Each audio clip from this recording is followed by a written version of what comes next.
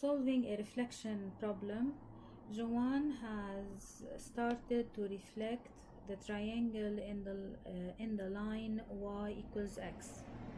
So y equals x is the line which divides or bisects the first quadrant and the third quadrant. It has an equation y equals x. Copy the diagram. So I'm going to write or to draw on the sketch on the diagram in front of you. Turn the page. Okay. We're going to draw the reflection or continue to draw the reflection of this triangle.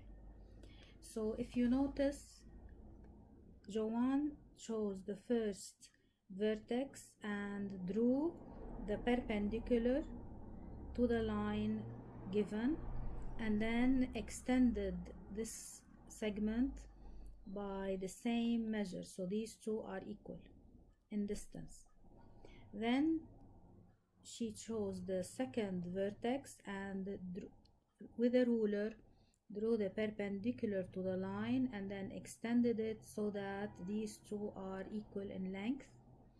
Then we are going to continue by taking your ruler and drawing from this third vertex the perpendicular to the line of symmetry, which is y equals x, and extend the same length from the other side. So these two lengths are equal. So this line here, y equals x, is passing through the midpoint of the line that we drew, which is perpendicular to it, and this would be the third vertex, which is the symmetric of this vertex of the triangle with respect to the line y equals x.